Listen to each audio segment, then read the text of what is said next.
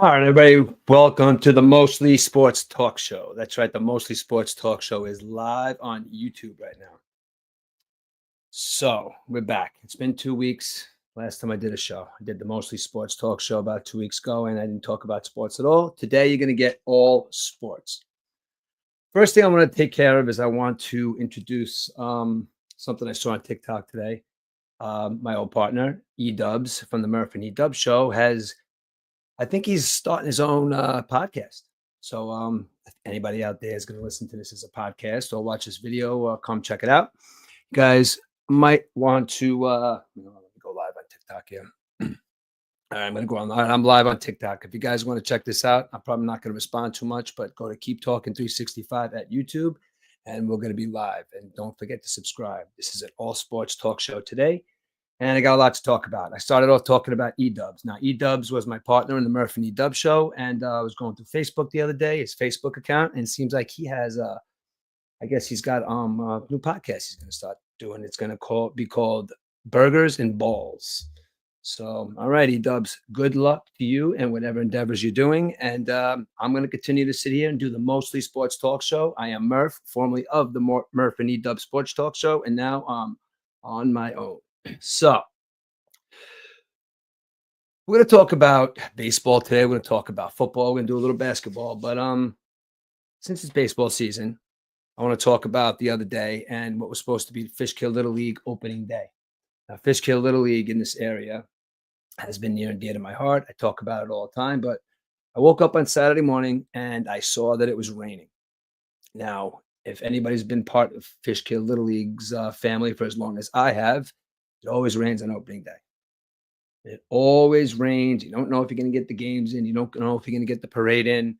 Well, needless to say, they had to cancel it again. So opening day for Fishkill Little League is now on April 26th. It kind of sucks for the kids, because the kids really look forward to the parade. It really makes them feel special. It really, allows them to really, show their parents, that they're on part of a team. You get to meet the coach, you get to take pictures. It really is a really wonderful day for the community. It's a wonderful thing for the kids. But I do know that they're going to be having games up there at Shepherd Field. So Shepherd Field is going to be packed again with games probably Monday through Friday, Saturdays as well. And good luck to Fishkill Little League this year. Hearing that a lot of kids signed up this year. So Fishkill Little League, good luck to you guys. And you guys will hopefully be booming again. As a matter of fact, my nephew is up this week. My nephew lives in Brooklyn. And hold on a second. Yeah. My nephew lives down in Brooklyn, and my nephew happens to be 10 years old, and he'll be 11 in July. But kid's a good athlete. Kid's a really good baseball player, and I really do wish that the kid come up here and play some baseball so I could get back into coaching at Fishkill Little League and, I don't know, maybe eventually coach a team with my son, maybe get him on a travel team when he becomes 12, and eventually get to Cooperstown and coach him. But I don't know. We'll see if that happens. I would definitely get back involved in coaching if my nephew moved up here. But for now, I'm going to go check out some of the games probably this week and throughout the summer. So Fishkill Little League, it's good luck to you guys because you guys definitely made an impact on my family's life. So speaking about baseball, now it is the season. It is my favorite season. It is baseball season. Well, you wouldn't think so by the weather out there. It's very raw, very damp, very wet out there today. But it is baseball season, and first 2 weeks of the season are in the books. And the New York Mets are in first place, and they are 8-5. Game last night that really, I don't know, they didn't play too well. I guess Pete went 0 for 4, but you can't really put all that on Pete because Pete's been playing well. But I'm going to talk about the weather here. Now, there's 162 games in a baseball season. I understand there's teams that are spread out throughout the country, and throughout the country, they have different types of weather. But I went to a baseball game on Saturday night with my son. We didn't go to opening day because we just didn't go to opening day, but we had tickets for the next one. So Saturday was a raw, rainy day, and they were definitely going to get this game in. So we decided to go down there. It was a good game. I guess it was kind of actually a boring game because of the weather. If you guys watched that game the other night, it was very cold, and there wasn't really too much going on. And to play baseball in this constant mist and to watch a baseball game in this constant mist, it's kind of annoying when you think about it. The bulk of the baseball games throughout the year, when you think about you're going to go to the stadium and watch a baseball game, you're going to think about beautiful weather, sunny afternoon, no rain, not a cloud in the sky. Some places have domes, which, Mr. Cohen, I guess Uncle Stevie, as they call you, that might be a pretty good idea for maybe you to eventually get a dome on there. But I guess to some of the people who really like to see baseball outside, I do, I guess. But the other night was a very uncomfortable night watching a baseball game. Mets again, Toronto. Now, admittingly, this never really happens because we always stay till the end. But like we said, it's kind of a boring game. We drank about 4 or 5 hot chocolates. Our bodies were still cold. And my son looked at me and says, Dad, I can't believe I'm saying this. Like, maybe we're going to get out of here. So we left. We left in the sixth inning. By the time we got home, Francisco Lindor hit a sacrifice fly and they won the game. So either or, if we stayed and they won, I guess we would have been happy. Would have still been cold. But we looked at each other and says, you know what, though, I'm happy we left and I'm happy we heard the Mets win on the radio because that really sucked. Last year we went to the second game of the season. I remember we sat pretty much the same seats, and it was a beautiful day, 75 degrees and sunny. But that's baseball in the Northeast. So the Northeast is not too conducive for October, November baseball either, which I'm hoping that both of our teams, the Mets and the Yankees, are going to be playing around that time. Which leads me to a conundrum that people were talking about on sports talk radio. Now, I don't understand what they're talking about because, as far as a baseball purist goes, a lot of baseball purists will say that it's a 162 game season. You can't take away any games, and you can't take away any games because of records. You can't take away any games because of monetary means, and people are all making money, people are playing, people are going to the games. There's all sorts of contracts, there's all sorts of television contracts. But when you're playing a game in the Northeast in November and it's the World Series and it could be possibly a snowstorm, they got to start thinking about stuff like that. Like maybe Steve Cohen, like I said before, maybe thinking about getting a dome on City Field there, because I don't know about you guys out there, Met fans. The Mets are looking pretty good to me right now. And the fact that they could be playing November baseball this year could be pretty good sign that maybe we'll get a dome put on City Field eventually. I don't know how much that will cost. Or I don't know how much time will be lost as far as like what we have to miss out on a season at City Field to have the dome put in. But I don't know. To get some iron workers up there, put them up there for a season and get a dome, retractable dome put on City Field. I think that would be pretty good because the Mets are going to be good for a long time. And if we're going to be going to some playoff games and World Series, I think it would be a lot better if we had a dome to sit there in nice, comfortable weather. I got to tell you, when you're young, when you go to these games with your friends and you run around and you're drinking vodka, or you're drinking some beers, or I may not even be drinking, just full of testosterone and your team is winning and it's just crazy. And it's like you'd go to a football game. Like, I don't know if you guys remember, the real maniacs back in like the 90s and the 80s. Like if you were a Chicago Bear fan and, Soldier Field, packed Soldier Field, they're playing, let's say, I don't know, say the Green Bay Packers, you could reciprocate for both of their fans. There's always those guys out there that have their shirts off. And they just run, the smoke's bellowing out of their ears, the smoke's bellowing out of their mouth. They're cheering for their team, and it's just for reason. Guys got their shirts off. It's just out of control. Now, team like Minnesota played in they played in a dome. But the weather, for baseball is a lot different. Now, the fandom is a little bit different. I mean, because, baseball is a game where you sit there for 9 innings. You watch a baseball game, stuff happens, stuff doesn't happen. You can wait, get up and get a drink, and you come back and your team could still be up, or it could be a 1, 2, 3 inning. I happen to like that about baseball. Baseball is a game where I think I've explained this in the past. When you think about football, it's like as soon as the ball is kicked in football, it's just one constant moment. Just go, go, go, go, go. It's like, the quarterback gets the ball, throws the ball, touchdown, defense is on the field, kick a field goal. It's just go, go, go, go, go, go, go constantly. There's really no time to stop and think. Basketball, you're always passing the ball. Well, sometimes there's a stop and play because somebody wants to flop on the ground, or maybe there's a timeout, but for the most part, you go, go, go with basketball. I'll even bring soccer into the equation, hockey into the equation. Think of all these sports that are team sports that they just go, go, go, go constantly. And if you're not moving, if you're sitting, if you're not sitting, you're moving. And you shouldn't be sitting because there's always a chance that you're going to go back in. That's what these sports are all about. Then you get baseball. Baseball is a kind of sport where, back to my point about football. Football is kind of one big moment from the kickoff to the end of the game. When you look at baseball, Baseball could be a couple of good moments in the first couple of innings, and then maybe there's a little bit of a lull because it's a pitcher's duel going on. I like to look at baseball as like a whole bunch of big moments all wrapped up into one. Now, obviously, the biggest moment is when the game is over and your team either walks off victorious or they walk off in failure. Baseball is a game of failure. You're going to win some, you're going to lose some. Did I think the Mets were going to go 162 and 0 this year? Maybe. But once they lost that first game to Houston, it's like, you know what? They can maybe win 161 games. And as I could see, that's not going to happen either. But they are at this moment in first place. But back to the point that I was saying about the games. Now, you can't shorten the season. Can't shorten the season because everybody this day wants to talk about who's the greatest player of all time, who's got the most home runs, who's got the best average, who's the best pitcher. You really can't quantify that if you lessen the amount of games. And I understand there's a lot of football records that were changed back in the day, but that was a long time ago. A long time ago, I guess, when Jim Brown was considered to be the greatest running back of all time. I think that they only played 9 games. But what's happening now is people are starting to get to a point where the weather is affecting where they're playing. Now, I don't know if they already get off days, which they're entitled to their off days.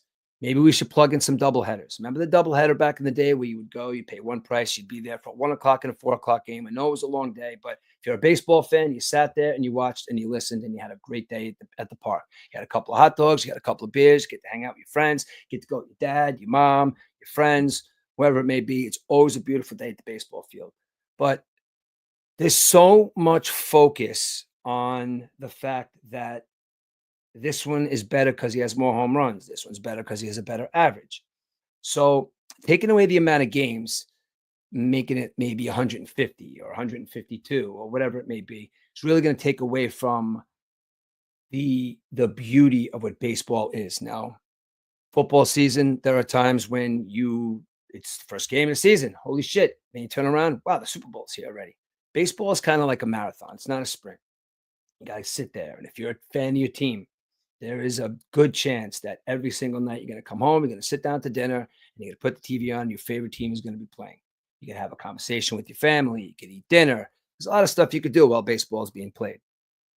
Then you got the real crazy fans, like, I guess me and my son, and, a lot of other people I know, where they could literally just sit there and watch baseball from first pitch to last pitch and critique it in a way that you see. Like, baseball is something that you could sit there and you could critique the way a player is playing. You critique a move. The best thing to me is like when we sit here and we think that just because we coached a little league team like I did, or just because we coached travel teams, or just because we watched this, that we could question the moves of a coach.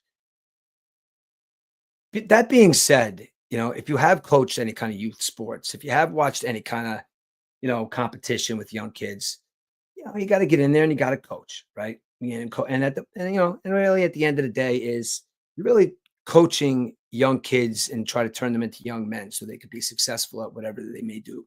If you're lucky, you get a couple of kids that come out of your town that maybe they become a major league baseball player, or go to the NFL or go to the NBA.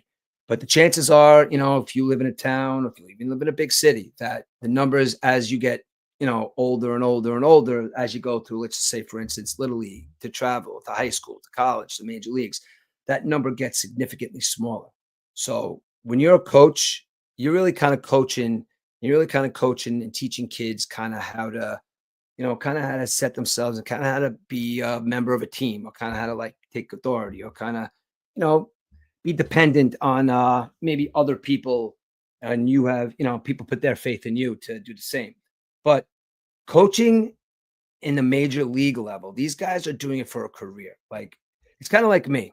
All right, if I'm in New York City and I'm working and I'm building a building, and I'm on the 30th floor, and there's some guy in a suit walking by that, let's just say he's a Wall Street guy, and he looks at me and says, "Hey, you're doing your job wrong." No, I'm not. Because how do you know I'm doing my job wrong? You're whatever. You're a Wall Street guy. It's kind of like how we are as fans. But that brings the beauty to the conversation that we have outside, and the way we discuss sports with each other. That's really what that banter is all about. I'm not a Major League Baseball coach, but I could observe a game and say, wow, this guy should have done that. And then maybe somebody will disagree with me. But you know what, though? That's the beauty of sports. That's what gives men stuff to talk about, and some women. but for the most part, it's fodder for men to talk about. And right now, there is a lot going on. Now, as you guys know, I'm a Mets fan. Now, the Major League Baseball season started the other day, and I was psyched. My son was psyched. My friends were psyched. All baseball land was right again. If you're a Mets fan, we're looking at a team today that is 8-5, which is a lot better than we were last year. If you're a Yankee fan, you're looking at your team, which is probably, I think, maybe what, 8-6. But you know what, though? It's the beginning of the season. Now, we tend to get really into the first couple of weeks of baseball season. What I mean by that is, let's take last year, for instance. We all know that the Mets made a really good run. We all know that there's a lot of games in the beginning of the season that really were detrimental to the end of that Mets season and that Mets run that could have been the difference of them winning the division and not winning the division. But we also have to realize that there's players right now and there's teams right now that are doing stuff that they don't normally do. That always happens in the beginning of the season. It always happens. Football is too short of a season to recover from something like that, to gain from something like that. Now, what I mean by that is the leaderboards in major leagues right now. Wilmer Flores, 6 home runs. We all know Wilmer Flores. Wilmer Flores, we love him as Met fans. Wilmer Flores was on the field crying because he didn't know he was going to get traded from the Mets. And it was caught by surprise when they put it up on the board. And I guess he was caught a little off guard. Maybe he started tearing up a little bit. That warmed the heart of Met fans. And Wilmer Flores will forever be in the heart of, you've got a flash goal. What the hell does that mean? All right, well, I should be looking at this TikTok thing a little more, but there's players right now that are doing stuff that listen, is Wilmer Flores going to hit 60 home runs this year? I don't think so. Who else? I was looking this up before. We got what the leaderboard is all about. We got the leader in home runs, we got the leader in average. There's a lot of guys right now that are playing like pretty much, above what they normally do. But I got to tell you one player right now that everybody thinks is playing above what he's trying to do that's my boy Pete Alonso. Now I'm going to go around major leagues a little bit. I'm going to talk about some of the different teams. Being that I'm a Mets fan, I'm going to tell you what I've observed so far as a New York Mets fan. Now, first couple of games, look, we played the Houston Astros, okay? We were in Houston. Houston took 2 from us. It's a little bit of a warm-up, Pete hit a big home run, Pete Alonso is going to wind up being probably one of our better signings this year. What I mean by that is everybody gets so caught up in the fact that we gave Juan Soto $760 million. $760 million is a boatload of money, a shit ton of money, and I understand.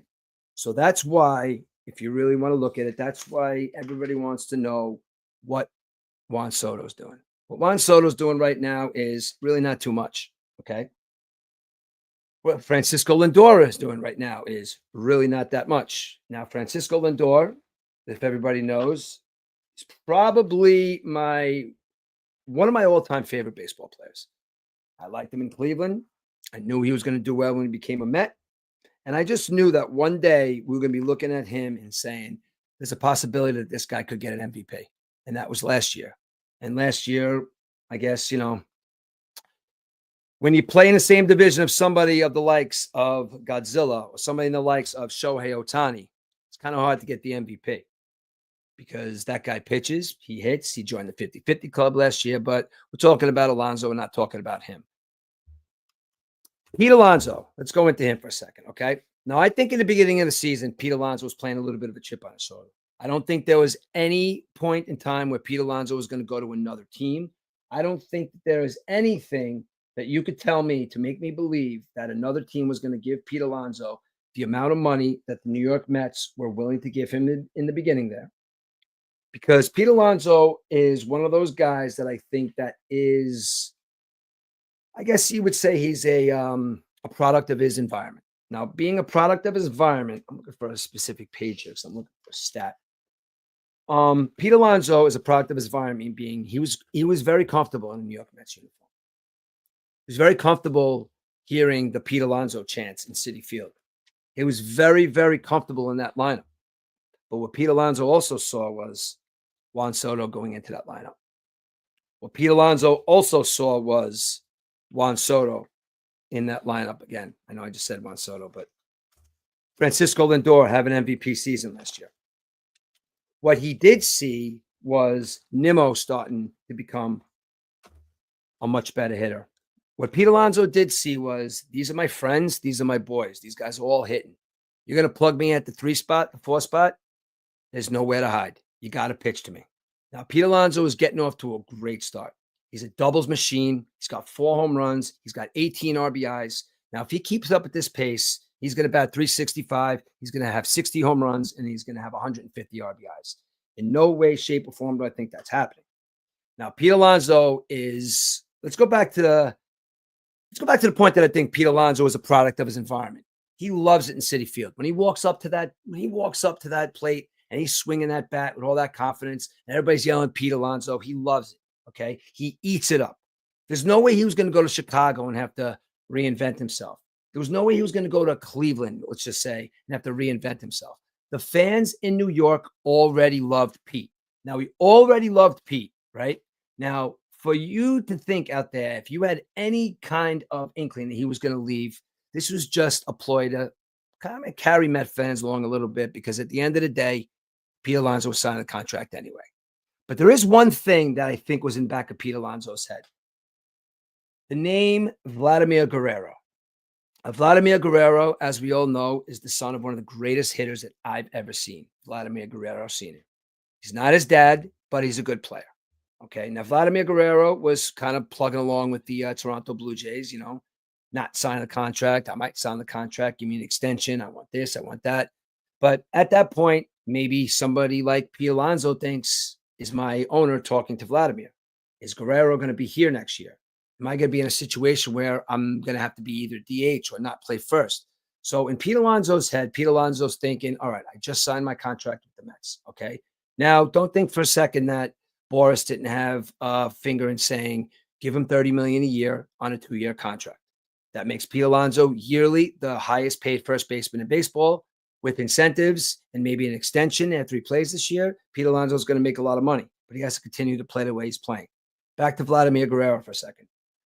First couple of weeks in the season, Pete looked maybe he was hitting the ball. He wasn't smiling too much. He was getting up there with a real FU attitude. Okay. Still hitting the ball. I'm just talking about the first couple of games here. Toronto comes to town. Guerrero's on the other side. So right there, Guerrero's on the other side of the ball with him, and he's looking at him saying, you could quite possibly take my job. You want $500 million? You want $600 million? I'm going to show you who the first baseman in New York City is. I'm going to tell you who the first baseman of the New York Mets is, and that's me. Okay, so Pete Alonso, I kind of, watching the game the other night, Vladimir Guerrero got the first base. And Pete Alonso's normally like a guy. It's like, hey, what's going on, everybody? How you doing? Nope. Pete Alonso turns his back and say, I'm not looking at this guy because you, in my eyes, are my competition. Well, needless to say, Vladimir Guerrero signed an extension worth $500 million. Vladimir Guerrero is going to be a Toronto Blue Jay up there in Canada for the rest of his career. Barring any obstacles, barring any injuries, and barring any, I'm just not happy in Toronto. Maybe I could get him my contracts. He is going to be a Toronto Blue Jay for a very, very long time. Back to Pete Alonso. Pete Alonso's got that thing off his shoulder now, that chip. Pete Alonso's got clarity. Pete Alonso's got, I am now the first baseman of the New York Mets. I am now going to play first baseman like the New York Mets. Pete Alonso, continue what you're doing there at first base, and we'll gladly have you every single day. Every day is not going to be like a home run day. Everybody's not going to be, a 3 doubles and a triple day. No. Yesterday was 0 for 4. But you know what, Pete? That's baseball. Sometimes that happens. Other people on the team got to start picking you up. Other people, like I said to you before, my favorite player yesterday. Let's start with yesterday's game, for instance. Lindor, 0 for 3 and a walk. Soto, 0 for 2, 2 walks. Alonso went 0 for 4. Can't kill him. Nimmo had the only big hit of the day. He hit a home run. Nimmo's batting 206 with 4 home runs. He's batting 206, but yeah, he's got 4 home runs. He's got to start hitting. Marte's kind of like the sage mindset, the older guy, like the more focused guy, talking to the younger guys. He had a detrimental part in Alvarez breaking out last year in the playoffs by having a conversation with him. Marte, you're going to stick around. You're going to be with this team. You got to start doing some more than 0 and 4. Vientos. Mark Vientos. I can remember last year being down in North Carolina. I can remember being on vacation on the beach, listening to Mark Vientos hit big home run after big home run, get big play at third base, hit a big double, steal a base, RBI. Mark Vientos, season over. We have our third baseman of the future. Sophomore Jinx comes in. Mark Vientos is batting 0.70. He got a hit yesterday. Mark Vientos actually got a hit yesterday. He's got 10 strikeouts, 13. I'm sorry, he's got 10 strikeouts and 31 at bats. Let's not even discuss Brett Beatty. Now, there are people out there that are Met fans that think Brett Beatty should have a shot to make this baseball team. Me, on the other hand, I think Brett Beatty needs to go home and go back to Long Island or wherever he's from and reassess the situation. Or maybe the Mets are trying to pump him up a little bit. Maybe the Mets think he's a little bit better than he actually is. Needless to say, I do not think that Brett Beatty is going to have a future on this baseball team. Maybe he needs to get out of New York. Maybe he needs to go to a quiet town. Maybe he needs to go to Cleveland. But I don't think Brett Beatty has what it takes to be the second baseman of the New York Mets. Jeff McNeil is coming back in a couple of weeks, maybe next week, maybe the week after. I don't know. I'm not a big fan of Jeff McNeil. I would actually like to just see Acuna there for every single day. But I know it's lefties or righties, but I know Beatty plays for one side, Acuna plays for the other side. But I would like to see Beatty go down and not see him for the rest of his Mets tenure. Maybe send him to Syracuse, maybe send him to Brooklyn, maybe send him somewhere where he could play baseball. Because I'll tell you right now, when he's down there in the minors, he kills it. The minute he comes up here, he looks like a minor league baseball player. So let's give Brett Beatty a shot and give him a shot down in the minor leagues. Maybe he'll come back when he's 30, like our catcher, like this, what's his name here? That Hayden, what the hell is his name? I don't even know his name. Kid's 30 years old, finally got a shot to come up to the major leagues. And right now he's platooning at catcher. And we need a platoon at catcher right now because Alvarez is hurt. So he's going to be back in a couple of weeks. Broke his thumb. Let's just say from what Carlos Mendoza said yesterday that they're giving him time. Now, they're also giving Jeff McNeil a little time, but Jeff McNeil is not an integral part of this Mets going forward to playoffs and possibly a World Series. McNeil, he could come or go. Maybe we'll trade him. I don't know. I just don't think McNeil is what everybody thinks he is. Maybe he's not a good fielder. He hits for average. He didn't hit for average last year. He's kind of like a pain in the ass. So I would definitely like to see Jeff McNeil getting the hell out of here and maybe pursuing some other city or maybe pursuing maybe another sport. I hear he's a good golfer.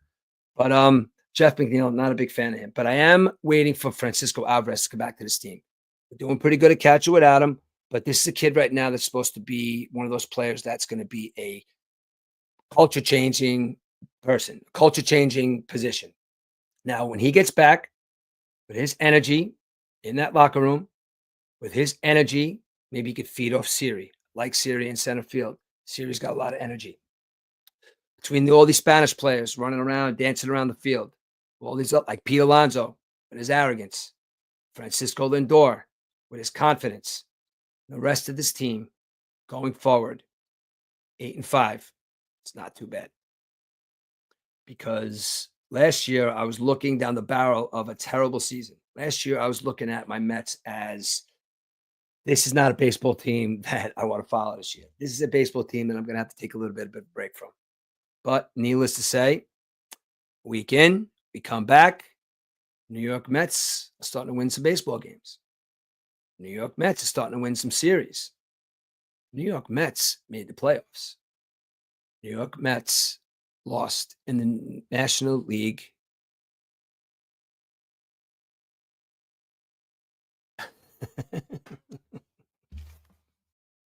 I'm sorry.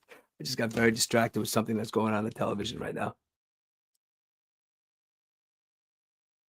They lost to the Dodgers.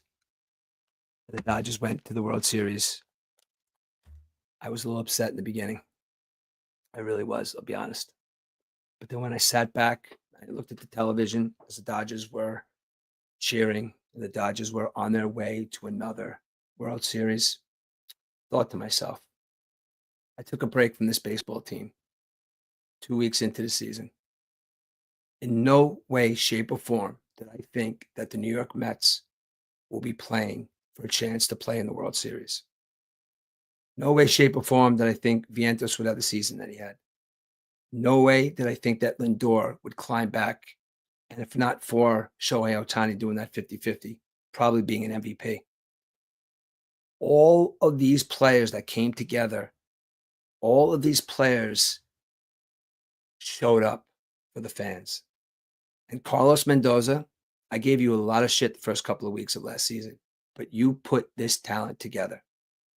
It wasn't Grimace. It wasn't the stupid Hawk Tua girl. It was a bunch of guys that came to play baseball. And Carlos Mendoza, I'm giving you your kudos now because it's the beginning of the year. Last year, you took a baseball team further than any of us as Met fans thought that you could possibly take them. And almost brought us to a World Series. Let's get these guys together and let's go to the World Series this year. Our pitching is very lax right now. Minaya is not playing. Senga doesn't really look like what he was supposed to look like. McGill, under 1 ERA, 1-1, bunch of strikeouts, and Clay Holmes. Clay Holmes, yeah, the one that used to pitch in the Bronx. He's got 20 strikeouts and he's 1-1. But on the other end of the spectrum, that's our pitching staff right now. That's going to lose us baseball games because I don't think that Clay Holmes as our number one and Tyler McGill or Kodai Senga as our number two just doesn't sound like a team that's going to show up in the World Series and say, now pitching game 1, World Series at Citi Field, Clay Holmes. Just doesn't sound right to me. So maybe, just maybe, one of these pitchers is going to be a little unhappy in one of their teams. One of their team maybe not be playing well. Maybe they want a nice move. But all I know is when Minaya comes back, and if we could get our hands on one of those diamond in the rough number 2s that just comes out of nowhere, the Mets are going to be a tough team to beat this year because they're 8-5. And as I explained, the Mets are not hitting that well. Pete is hitting the baseball. Pete is winning baseball games. Lindor's getting a couple of sac flies here and there. Winker, 2 triples and a double on a cold Saturday night last week. He's going to bring some fire every once in a while, but he's not going to be that everyday guy. Vientos, like I said to you, don't get caught up in that sophomore jinx.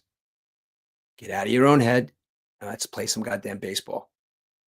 Soto, I got one thing to say. I don't know if anybody else has noticed this. Maybe Yankee fans noticed this. Maybe when you were out there in right field, sitting out there observing. Juan Soto doesn't sit still. Juan Soto fidgets in the outfield more than a 10-year-old in right field. There was actually a point in the game last week where the pitch was coming and Juan Soto was still jogging out to the field because he was talking to somebody in the bullpen. If he was on my little league team, he'd be doing laps for days. But he's nuts. He's not. He's Juan Soto, the $700 million player, and he is fidgeting in right field.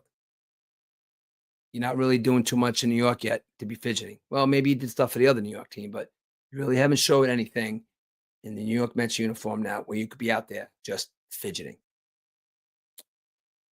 So that's kind of my little soliloquy on what I think the New York Mets are in the beginning. I know, listen, I think this team's going to be there at the end. I think this team is going to win the division because the team that won the division last year is really not playing that well. You got the Atlanta Braves. The Atlanta Braves are going down the tubes, but they have a really good baseball team. So you never know where they're going to be. Spencer Schwellenbach, good pitcher. So the Braves are probably still going to be there. The Phillies, never count the Phillies out. The reason why I'm talking about these two teams is I'm going to give you my synopsis on the Yankees, but in all honesty, I don't care about the Yankees. Now, when I say I don't care about the Yankees, it's not I hate the Yankees or I just don't care what they do. I don't care about Garrett Cole. I don't care about Stanton injured. I don't care about Aaron Judge. I don't care about Aaron Judge dropping balls in the World Series. I don't care about any of this stuff. I don't care about torpedo bats. I don't care about that stuff. I care about the Phillies. I care about the Phillies. I feel the Braves, the Padres, the Dodgers. These are teams. You want to get rid of some baseball games? You want to shorten the season? You want to get rid of some games? Get rid of interleague play Interleague play is a terrible idea from the start. Interleague play, you go into a realm of these games really don't matter. You're taking away from real games that matter in the division, real games that matter in your own division. These games in the American League, in the National League, do they generate revenue? Maybe, but they don't mean anything. At the end of the day, they don't mean anything. Put more games with the Phillies, more games with the Braves, and hell, let's go out to LA. Let's go out to San Diego more. Let San Francisco come here. Let's keep it in our division. Because you know why? At the end of the day, those divisional games are going to be the ones that matter. Yankee fans, don't worry about Juan Soto. Don't worry about what the Mets are doing in Queens. You got to worry about the Boston Red Sox, who, if you look at the Boston Red Sox, are a young team. They're a young, hungry team. They're a team that's been getting progressively better as the years go on. They sucked a couple of years ago. They won 3 World Series in the last 15 years, a couple of years ago. Then they went on a rebuilding process. I don't know if you're watching that documentary on Netflix. They got a star in Durant, 14 triples last year. Kid's going to be on his way to possibly getting an MVP maybe in the next couple of years. The Boston Red Sox are coming back, guys. So Yankee fans, that's what you got to worry about. You got to worry about the average year 25-year-old infield of the Baltimore Orioles, Gunnar Henderson. You got to worry about these guys, Ryan Mountcastle. You got Jackson Holiday. Jackson Holiday might be not doing too good right now. Jackson Holiday's 21. So for everybody out there that's counting the Baltimore Orioles out, the Baltimore Orioles are going to be in and out for maybe this might be the last year they might be in and out. They're young. They lost Corbin Burns this year. That was huge. But at the end of the day, they are a young baseball team who's going to come back. That just is what it is. So Yankee fans, stop at the Mets suck chant in Yankee Stadium. And Met fans, stop at the Yankees suck chants in Citi Field. Because at the end of the day, it doesn't matter. Worry about our own teams and worry about the people who are in our radar, our divisional teams. That's who we got to worry about. That's who we got to worry about winning and losing, not the Yankees. So Yankee fans, I'm not giving you my report on the Yankees because I really don't care what the Yankees are doing right now. That's my bottom line. Got a couple of things to say about the NBA. I wasn't going to go on too long today. I got some NFL stuff I was going to go over, but I got some stuff to say about the NBA. The NBA playoffs are starting this week. The NBA playoffs, I hate to say it, are probably going to be pretty exciting. You know why? Because if you're a basketball fan, you're used to watching dribble. When I mean dribble, I don't mean bouncing the ball. I mean shit. For 40 games, if you're a fan of the NBA, if you have a team that you root for over and over and over again, they don't play. They don't try. 40 games in, maybe a team starts hitting it hard at 50 games. By 60 games in, everybody is going full gear. Now, this is what we got. We got the teams that are there. We got the teams that we know are going to do what they're going to do. You got teams that they know they're supposed to be there. And there's a couple of teams that are, holy shit, I can't believe we're here. But needless to say, the NBA playoffs are starting this week with the 82nd game today. Now,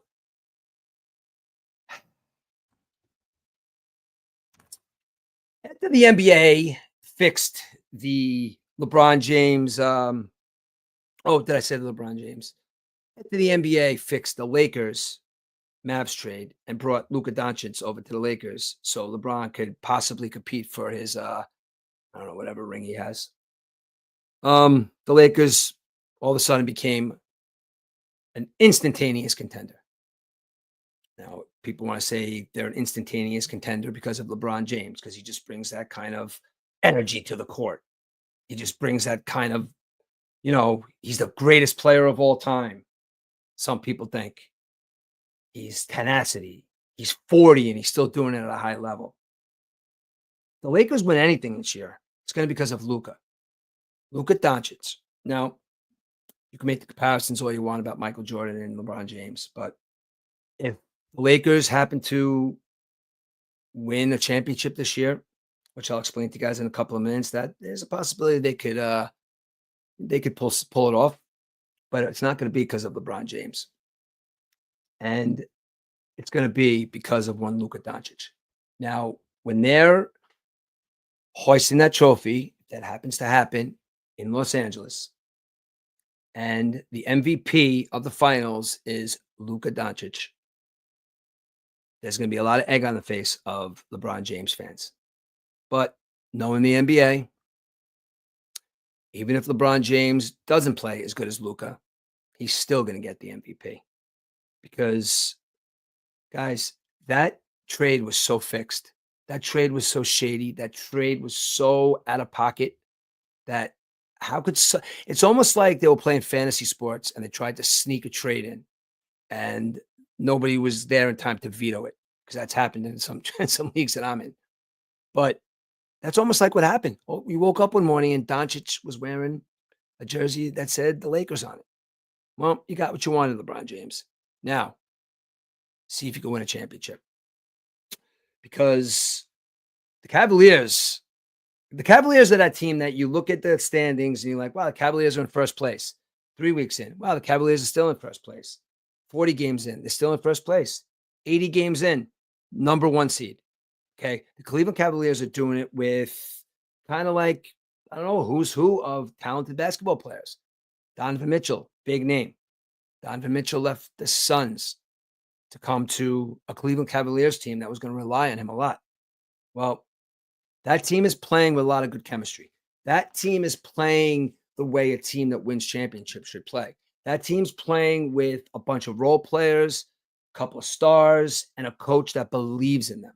That's what you need in basketball. You need a team that the coach believes in you, and you need a team where the players are going to play together and not think that I'm the star, you're the star.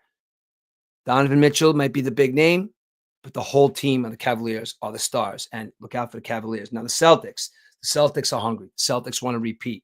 Jason Tatum, always up there for top 5 in MVP. Sorry, Jason, you're probably not getting it again this year because there's a couple of players that are really, really good this year. But Tatum, you are the MVP of the Boston Celtics. You are the guy that's averaging 27 points, 9 rebounds. You are the guy that's averaging 37 minutes. You are the guy that they're giving you the ball at all times to make that shot. But you know what the Celtics have too? The Celtics have Jaylen Brown. Now, Jaylen Brown, very, very good number 2. He likes to think maybe sometimes that he's up there and him and Tatum are kind of on the same keel, but I don't think so. Jaylen Brown's really good, but Jason Tatum is an MVP caliber player. Okay. Jaylen Brown's averaging 23 points, 34 minutes, and 6 rebounds. It's a big help to that team. And the two of them together are electric. I also like the fact that he said something about John Morant the other day about what, all the antics that he's up to. That kid's a head case. But the fact of the matter is the Boston Celtics are another team that have a bunch of really good role players, a bunch of really good players that come in the clutch. You still got 95-year-old Al Horford grabbing rebounds. You got Jrue Holiday, 11 points averaging. You got Derek White, 17 points he's averaging this year. They got the coach, young, hungry, and not, we won last year. We don't need to win this year. The Boston Celtics have a team right now where they're hungry to win this year again. And everybody else needs to just get out of the way. Cleveland, you're going to have your hands full. The Knicks, I don't know how you're going to contend with them. The Pacers, I don't know. Celtics coming out of the East, guys. And Knicks fans, sorry to tell you, the Knicks do not have enough firepower to stop that Boston Celtics offense. I don't even think they have enough to stop the Detroit Pistons, who they're playing in the first round. The Knicks had 50 wins this year. Jalen Brunson missed a couple of weeks down the run there, still averaged 26 points in 34 minutes. The Knicks got Karl Anthony Towns this year. Karl Anthony Towns comes to Madison Square Garden, and all of a sudden, let's just give the trophy to the New York Knicks. The New York Knicks are still the New York Knicks. Josh Hart, great player. Jalen Brunson, great player. Karl Anthony Towns, great player. But they don't play defense. They gotta stop these big players. You're not stopping Jason Tatum. You're not stopping Donovan Mitchell. You're not stopping any of these high-powered point guards. The Knicks are going to have to toughen up their defense. They're going to have Jalen Brunson score and play defense. Josh Hart, you're going to have to get tough. Karl Anthony Towns, put both floors on the court and start kicking somebody's ass.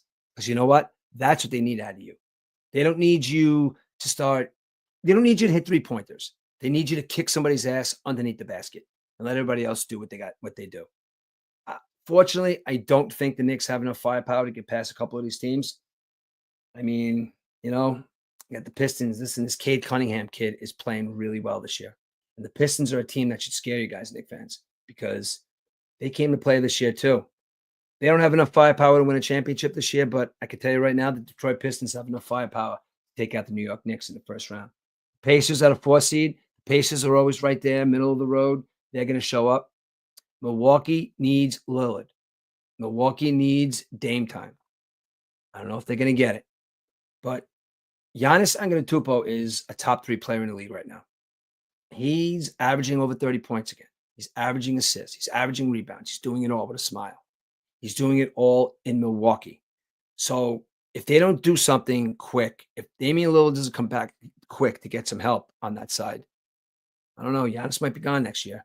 This might be the last year that Milwaukee's going to have, going to have some kind of run at a championship with Giannis Antetokounmpo. And I think I'm pronouncing his name correctly, because if they don't do something this year, he's going to be looking to run, and maybe he might run to LA and have LeBron get out of there and then have them go on a run, because I would love to see the Lakers go on a run without LeBron James. Again, I know I'm hating on LeBron James a little bit, but they got the Magic, the Heat, and the Bulls. They're just waiting to lose. They might win today. They might get the 8 seed. They might get the 7 seed. But you know what, though? At the end of the day, there's teams at the top of this division that are just way too strong for these bottom teams. Top 4 teams in the East are way too strong. Maybe in the future, who knows? But if any team comes out of that bottom 4, it's going to be a surprise in the East. The East is playing some pretty tough basketball. Now you're going to focus over here on the West. Now the West has OKC. Now the Oklahoma City Thunder. Oklahoma City Thunder have the best player in basketball. That's what everybody says. Let's see him do it in the playoffs. Now he's got some help. Jamal Williams playing good basketball. Shai Alexander, 33 points. He's averaging almost a double-double with almost 10 assists. He's carrying that team. Not really, but he's the only person on that team last year that realized it was the playoffs. So in order for the Oklahoma City Thunder this year to win a championship, because this team, as put together, can win a championship, is they all got to realize they can win a championship. They all have to realize that it's not last year where we were youngsters. We're getting a little older. Now, the Oklahoma City Thunder are here. The Oklahoma City Thunder are here to play tough basketball. And Shai Alexander is ready to go into any arena and show everybody why he's the best point guard in basketball. So everybody in the West, including LeBron James, has to look out for the Oklahoma City Thunder this year, because you got Hartenstein knocking out boards. You got a coach that loves this basketball team. You have a coach that believes in this basketball team. So Oklahoma City Thunder, you guys are going to be a tough team to beat, because you got everything going for you this year, and you guys are a year older. Houston. Would have thought the Houston Rockets going to be there. Houston Rockets, 2 seed. Houston Rockets playing with who? A bunch of guys that are averaging 20 points. A bunch of guys that are averaging 5 to 8 rebounds. A bunch of guys that are averaging 2 to 6 assists. That's team. That's basketball. That's what this team is doing. Houston got there because of team basketball.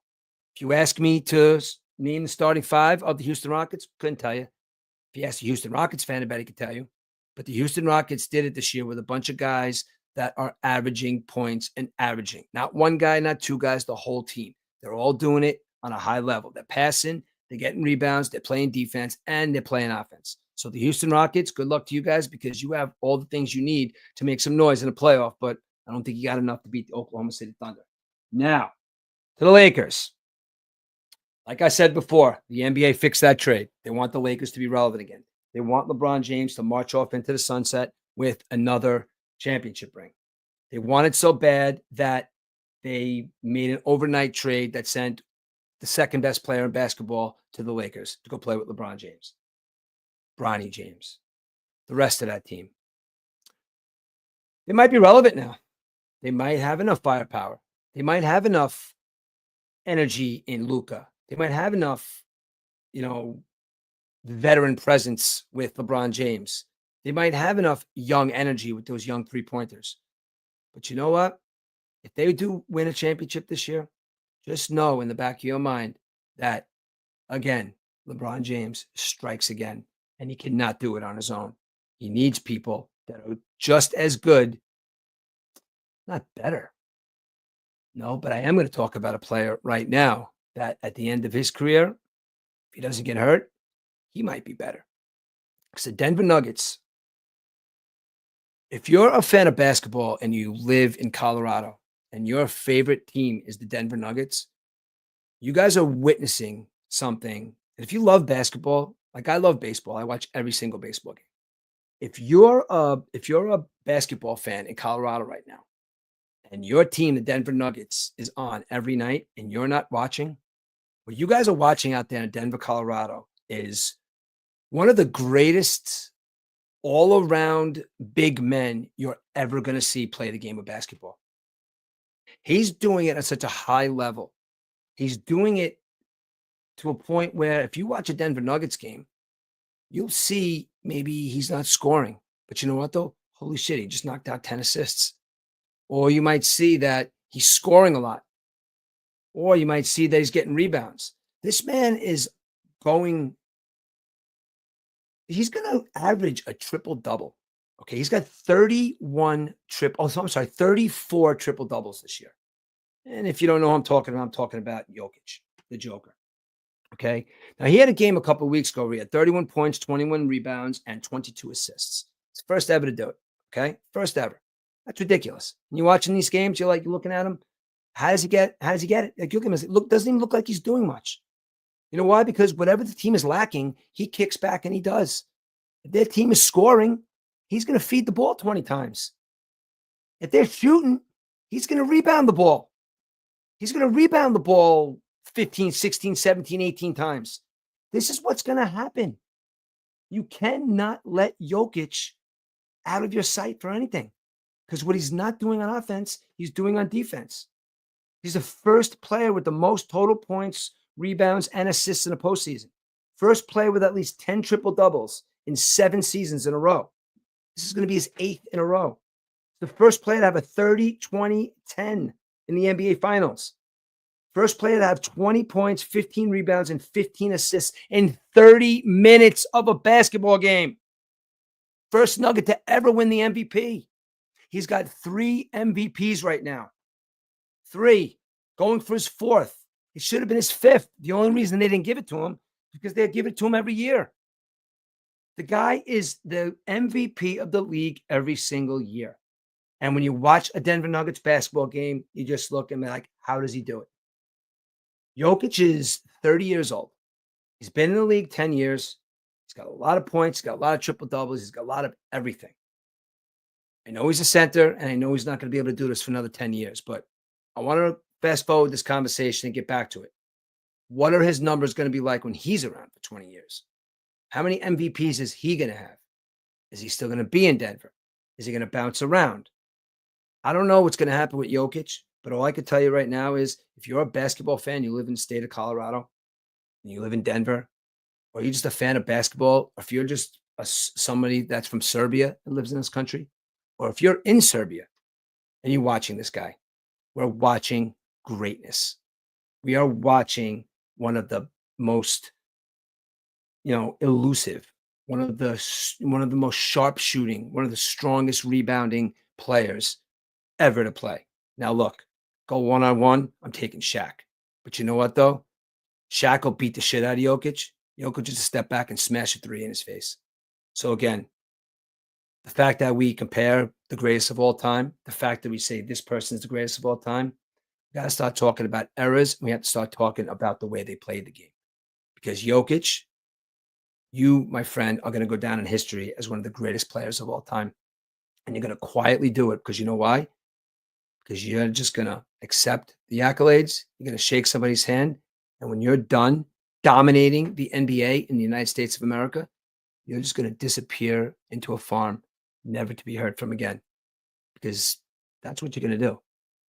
You don't like any of the lights. You don't like any of the pomp and circumstance. You don't like people telling you how great you are. Luka loves that stuff. Luka loves the spotlight. Luka's hot mom loves the hot spot, loves the spotlight. You're in LA now, bro. Shine. Luka, outshine your man. Outshine LeBron. But I know that's not a good thing to say because you guys are teammates. Instead of outshine, say, help LeBron win one more championship. If you say, maybe Denver and the Lakers might meet in some kind of playoff matchup where one goes home and one goes on. The Denver Nuggets are probably not going to win a championship this year because there's a lot of other things that are involved here because there's a lot of players and a lot of teams that are playing really well. And I don't think Jokic could do everything on his own, but he's really going to try. In Denver, do anything you can to hang on to that kid for as long as possible. And he'll be a legend. He already is, but he'll be a legend. And let's go, Denver. And let's see what you guys could do in the playoffs. You got the Clippers. The Clippers are an interesting team because the Clippers have two players that have been riddled with injuries their career. You have one player that literally, if he doesn't feel like playing, he just says, I don't feel like playing. And either he fakes an injury or he gets fat. You have Kawhi Leonard, who he's sad sometimes. That's what they said. I get it. A little mental health gets to that guy every once in a while. He's quiet. It doesn't make him a bad person. He's a great player.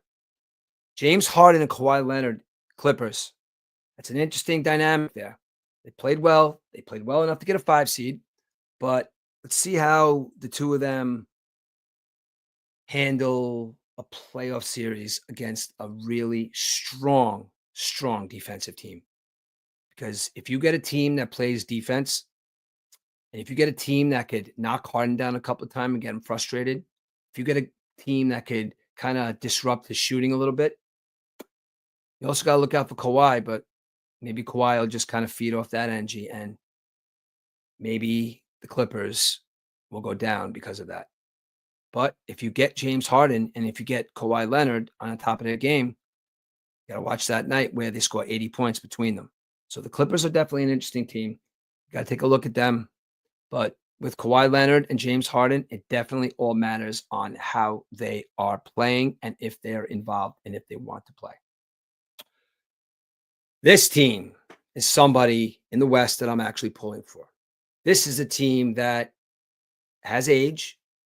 This is a team that's won a lot of championships. This is a team that has probably one of the most successful coaches, I would have to say, in NBA history. Maybe not the greatest, but successful.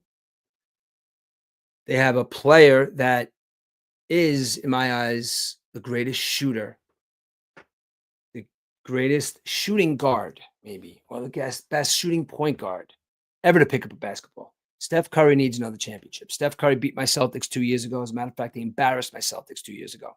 Steph Curry can still do it. Steph Curry doesn't need another championship. I'm sure he wants one. Steph Curry wants one and needs one because I want him to have more than LeBron. Now, look, Steph Curry, to me, he's an anomaly. I mean, look, let's be honest. The guy could shoot the ball from anywhere. The guy could shoot a 3 from net to net. The kid has heart. The kid has drive. The kid's a little smaller than normal point guards, but you know what? He shoots the lights out. He's got a lot of championships. He's got MVPs. He's got finals MVPs. He belonged to a team that was not bought, but they were drafted. He's played with Klay Thompson. He's plays with Draymond Green. He's played with that other guy, Kevin Durant. There's another one who needs other people to win. But at the end of the day, Steph Curry is a guy that could take a game over, it could take a series over and score 50 or 20 assists or 15 threes in a row, 20 threes, whatever he needs to do to win. So when you have a mindset like Steph Curry, and you have a player like Draymond Green who literally said that they are going to win the championship this year, listen, Draymond, bring that energy, but don't be starting no shit. Don't get thrown out of games, because with you staying on the court and not talking shit, listen, talk enough shit, but don't get kicked out of games. And then you got playoff Jimmy as opposed to non-playoff Jimmy. Golden State Warriors could win a championship this year. So look out for Golden State, because with their veteran presence, with Curry on the court, maybe to, shake Shai Alexander up a little bit and see what greatness really looks like when you're done. Golden State Warriors can win a championship this year. And Steph Curry will go down in history as the greatest point guard of all time. So that's about how I feel about what's going on in the NBA right now. The NBA right now is going to get very interesting. The NBA, I think, is going to be won by a team in the West. And I think the NBA is going to be, they have to do something about the NBA, about the games, because I love the NBA. I really do. I love the documentaries about them. I love the discussions about toughness. I love the discussions about eras. I love the discussions about the greatest players of all time. But you have to start putting a product out there where players are going to play 82 games. Uh, and that's my whole argument with the older players versus the newer players. And I understand that the newer players are better athletes. But how could you say they're better athletes when they need nights off? How could you say they're better athletes when they don't play a full 100% for 82 games? Guys back then, they toughed it out for 82. They ran for 82. They never made excuses and they toughed it out. So at the end of the day, is it mental toughness? Is it physical ability? Is it will? What makes you the best? What makes you the greatest? What makes you that person or that team that's above and beyond everybody else? Stats, you could say, okay, they're stats. All right. LeBron James scored the most point ever. Now, again, I'm not taking away from anything that he's probably the greatest, statistically the greatest basketball player that ever lived. But is he the greatest athlete? Is he the greatest mindset? Is he the greatest person to look at when you say, was that person truly great? A lot of stuff goes into that. So, players, you got your big boy pants on. The NBA playoffs are starting. It's long, it's arduous, but one team is going to come out on top. One team is going to come out victorious, and one team is going to come out carrying that trophy off the court. I just don't want it to be the Lakers. Look, if it's the Celtics again, I'd be happy with that. I'd like to see maybe Curry walk off with a title. Maybe Oklahoma City, the youngsters over there. Maybe Jokic gets another one. He's got one. Maybe he gets another one. But I think that's out of the realm of possibility because there's a bunch of teams right now that are playing together and they're playing good basketball. All right, guys. So sat here for an hour and 2 minutes. That's exactly what I want to do. And this is the Mostly Sports Talk Show. I got into some baseball. I got into some NBA. And this week we're going to do a little NFL. We're going to do an NFL draft. That'll be Tuesday night. But join me next time for the Mostly Sports Talk Show. And I am Rich Murphy, and I'm signing off. And thanks for listening.